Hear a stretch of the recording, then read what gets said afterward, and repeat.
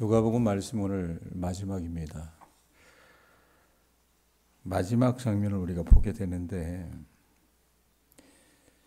며칠 토요일, 일요일, 월요일 우리가 3일 동안 쉬었기 때문에 저간에 이 누가복음의 전개를 여러분들이 잘 모르실 수 있는데 이 24장 말씀은 크게 누가복음 24장 우리는 36절부터 읽었는데 이 앞에부터 1절부터 있었던 24장은 세 부분으로 나눠질 수 있습니다. 1절에서 12절까지가 예수님께서 부활하신 사건, 그리고 엠마오 길에서 제자들을 통해 예수님의 십자가 고난과 부활은 이미 성경에 기록된 하나님의 계시이고 이것이 이제 온전히 성취될 것이라는 것을 그 제자들에게 가르치시고 함께 식사하며 떡을 떼시는 장면이 13절부터 오늘 우리가 읽기 시작했던 36절 전절 35절까지가 이어지고 이제 마지막으로 예수님께서 이 12 제자들에게 찾아가 주셔서 그들을 북돋우시는 장면이 오늘 말씀입니다. 그리고 승천하시는 내용이거든요. 36절 한번 보세요. 이 말을 할 때에 예수께서 친히 그들 가운데, 그들이 누구예요? 제자들입니다. 그들 가운데 서서 이르시되 너에게 평강이 있을지어다 하시니.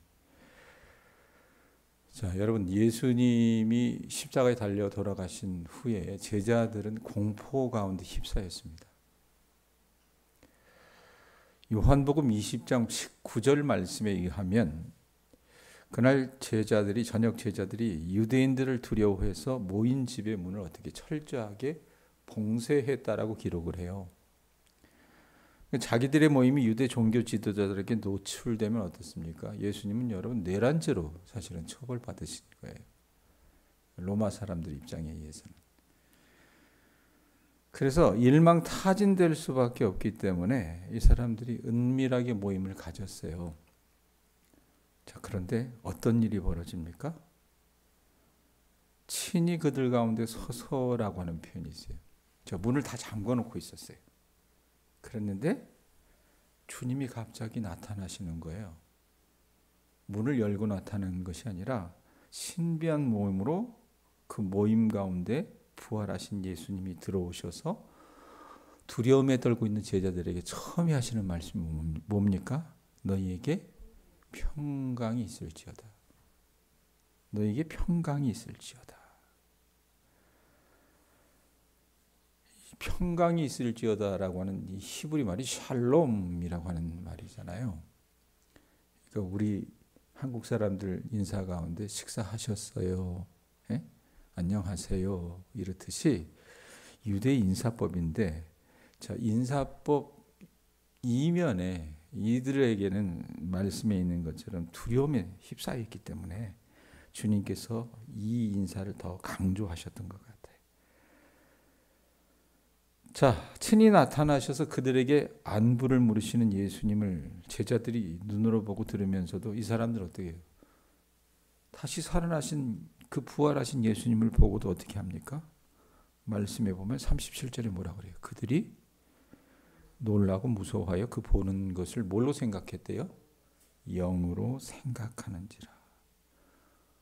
두려움과 불신에 사로잡혔어요. 누구라도 그랬겠죠. 그래서 자기들이 보는 그 예수님을 어떻게 생각했습니까? 그걸 문 잠그고 있었는데 아니 저분이 어떻게 갑자기 나타나시지? 그러면서 너에게 평강이 있을지어다 말씀하시니까 영으로 생각했다라고 하는데 원어로 보면 사실 우리 한국식의 이 표현으로 얘기하면 귀신으로 생각했다는 표현입니다.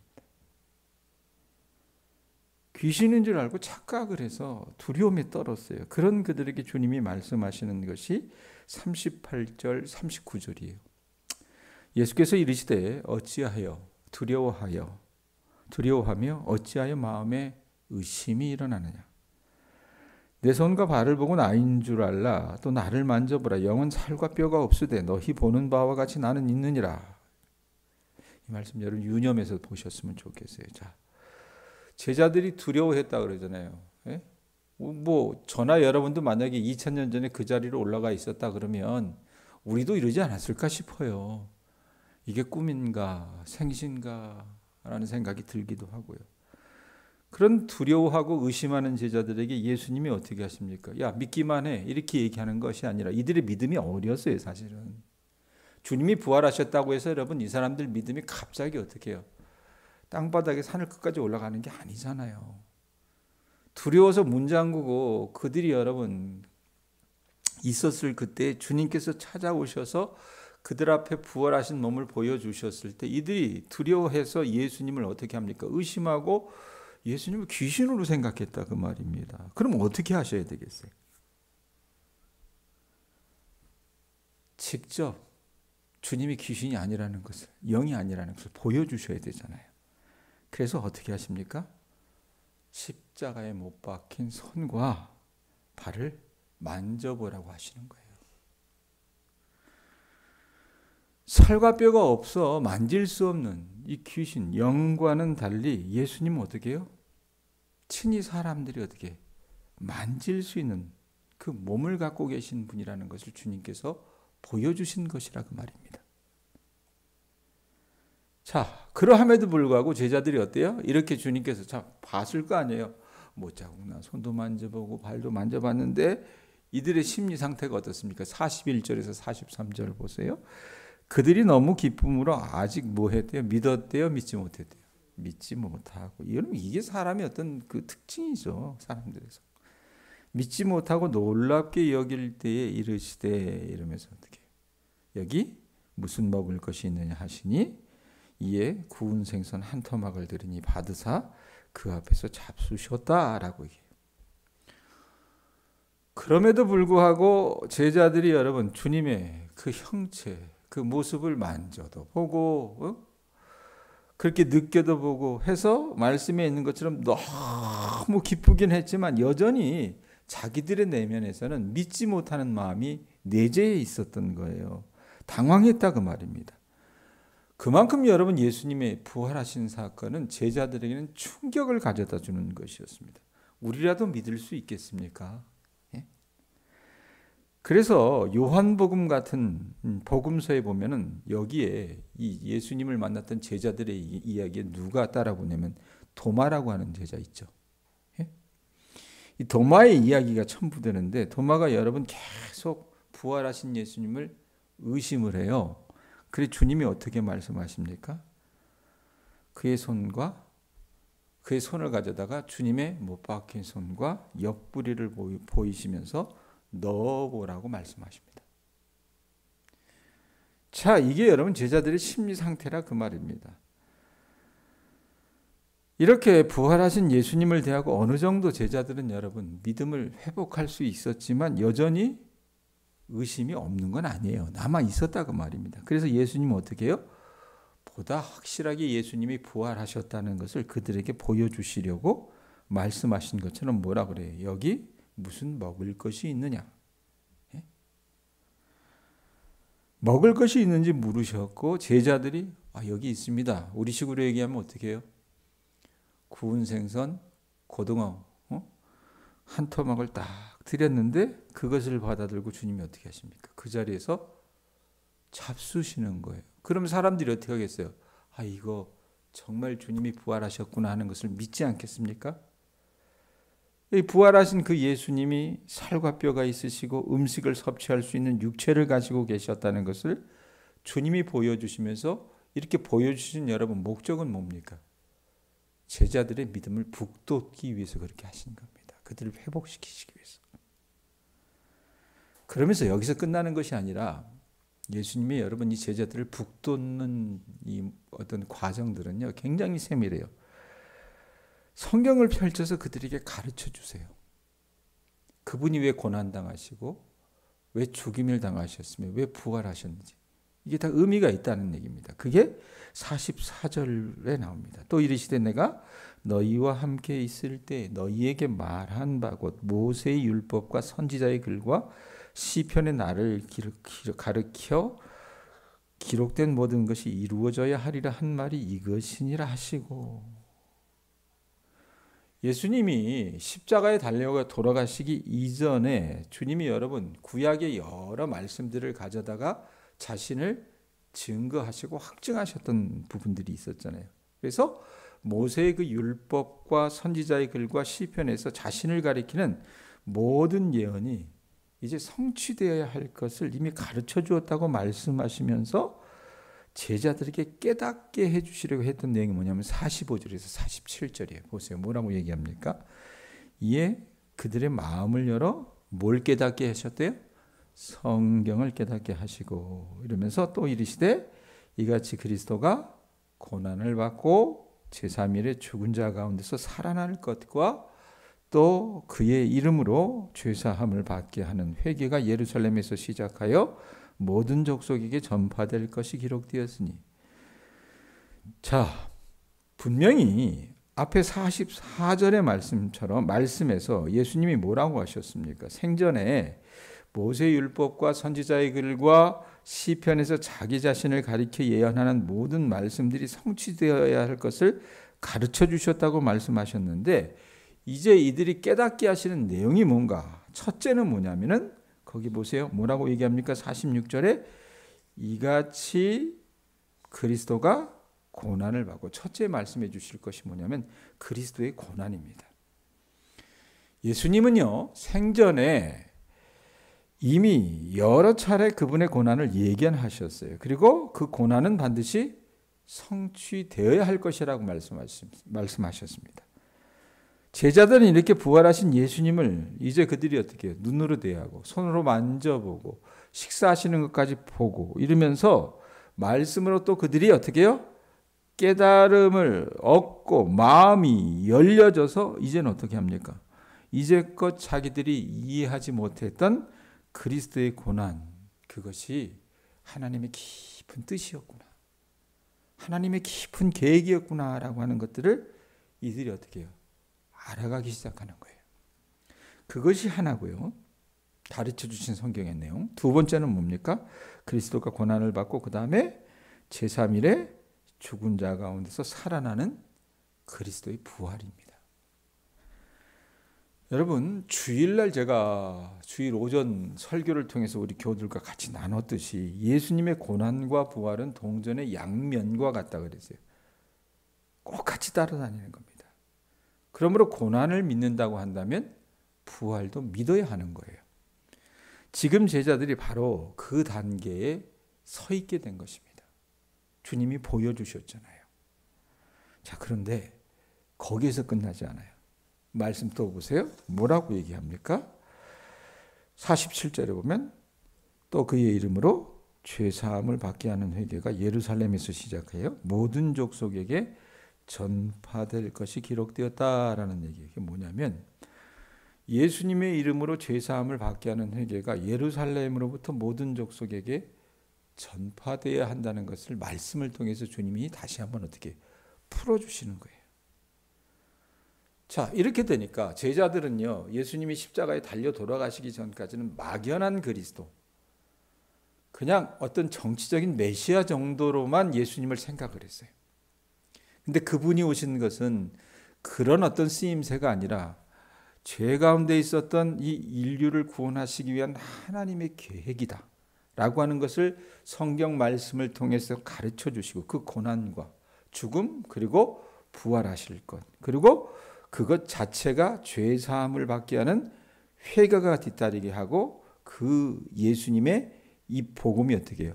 예루살렘과 모든 족속에게 전파되어야 한다는 것을 말씀을 해주셨다고 말이에요. 제자들이 이 그리스도 예수를 힘입어 회개하고 죄사함을 받으면 구원을 얻게 되는데, 그 구원이 모든 민족에게 전파되게 하기 위해서 회개와 죄용서를 전파할 뭐가 필요했겠습니까?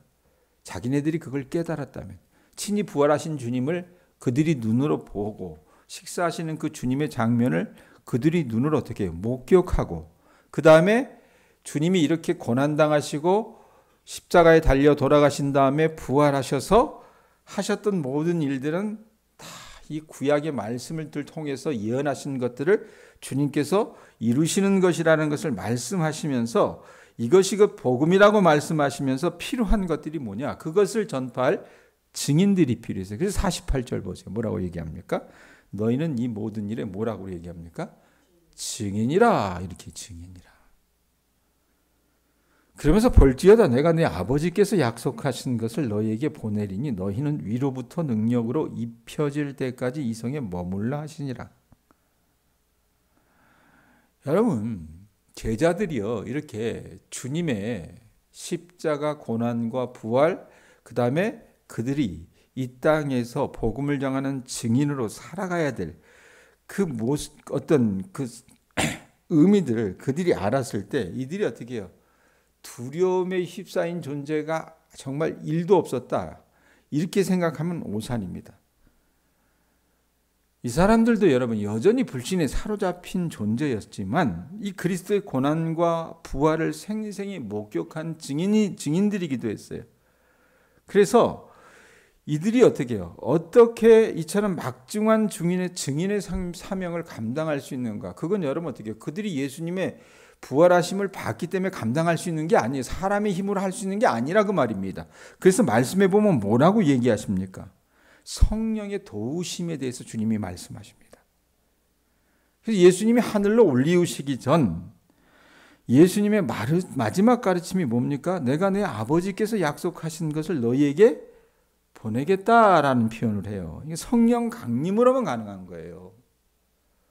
부활한 걸 봤다고 해서 여러분 그 사람들이 갑자기 슈퍼맨이 된 것이 아니란 얘기입니다. 우리 속에 성령이 함께 하실 때 그들이 증인의 삶을 살아갈 수 있다라는 얘기입니다. 그래서 아버지께서 약속하신 그 성령을 제자들에게 보내주실 것이라고 말씀하고 계신 거라 그 말입니다. 주님의 제자들과 같은 증인된 삶을 사는 삶은요, 여러분 성령이 덧입혔을 때 가능하다 그 말입니다. 그러기에 제자들은 성령이 임하기까지, 능력이 입혀질 때까지 말씀해 보면 뭐라고 얘기합니까? 이 성에 머물라. 이 성이 어디예요? 예루살렘 성에 머물러야 했다 그 말입니다. 그래서 여러분 누가복음은 누가 썼어요? 누가가 썼잖아요. 그리고 누가가 쓴 여러분 그 성경의 책은 누가만 있는 것이 아니라 또 하나 있으니 뭡니까? 사도행전이 있잖아요. 그러니까 누가복음을 읽고 사도행전을 보면 이 누가복음의 끝 말씀과 사도행전의 첫 말씀이 이어지는 내용입니다. 그 성령 강림에 대해서 누가가 기록하고 있다 그 말입니다. 자, 이렇게 제자들의 정체성과 사명을 주님께서 어떻게 고취시키시면서 그들을 북돋으셨을 때 북돋고 나서 50절부터 보세요. 이제 승천하시는 장면인데 예수께서 그들을 데리고 베다니아 앞까지 나가서 손을 들어 그들에게 축복하시더니 축복하실 때에 그들을 떠나 하늘로 올려지시니 그들이 그에게 경배하고 큰 기쁨으로 예루살렘에 들어가 늘 성전에서 하나님을 찬송하니라. 예수님이 이제 떠나실 때가 오신 거예요. 그래서요, 제자들을 데리고 예수님이 어떻게 하십니까? 베다니까지 이들을 이끌고 갔습니다. 예루살렘에서 베다니 그렇게 멀지 않아요. 베다니 여러분 어떤 일이 있었던 곳입니까? 죽은 나사로를 살리신 곳이 베다니였잖아요. 자, 그곳에서 예수님이 하늘로 올려지시기 전 마지막으로 하신 게 뭡니까? 50절 끝에 보세요. 뭐라고 얘기합니까? 손을 들어 그들에게 뭐 하셨대요? 축복하셨다라고 얘기합니다. 축복하셨다 그래요. 제자들을 축복하셨어요. 자, 이 장면을 요한복음 17장은 어떻게 그리고 있냐면 하나님 아버지 이들을 돌봐주시옵소서라고 하는 축복의 기도를 했다라고 말씀하십니다. 자, 그렇게 예수님이 저들을 축복하시고 승천하셨어요. 그 승천하시는 장면을 바라보며 제자들은 어떻게 합니까? 말씀해 보면 52절에 보세요. 그들을 떠나 하늘로 올려지실 때 52절 그들이 어떻게 했대요? 경배하고 큰 기쁨으로 예루살렘으로 돌아가 늘 성전에서 하나님을 찬송했다라고 얘기합니다. 승천하시는 장면을 바라보면서 이제 제자들이 완전히 확신 가운데 돌아서는 겁니다. 아, 이게 이런 계획이었었구나. 우리를 죄 가운데서 구원하시려고 하는 하나님의 구원의 어떤 경륜이었었구나 생각을 해서 그들이 감사하면서 하늘의 하나님께 경배하고 표현할 수 없는 기쁨을 안고 예루살렘에 돌아가서 어떻게 이들은 약자라 그랬잖아요. 제가 설교 초두예요. 언제 잡힐지 모르는 사람들이. 그런데 어떻게 합니까? 53절에 늘 성전에서 하나님을 찬송했다라고 합니다. 그렇게 찬송하면서 주님을 기다렸어요. 그리고 사도행전 초반부에 보면 정말 주님이 약속하셨던 것처럼 성령이 그들에게 임하고, 성령이 임한 제자들은 이전의 모습과는 완전히 다르게 두려움과 의심에 떠는 사람들이 아니라 세상이 감당할 수 없는 그리스도의 증인이 된다 그 말입니다.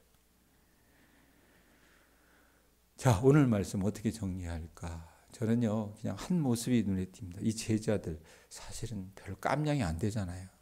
안 그래요? 우리하고 똑같은 사람들입니다.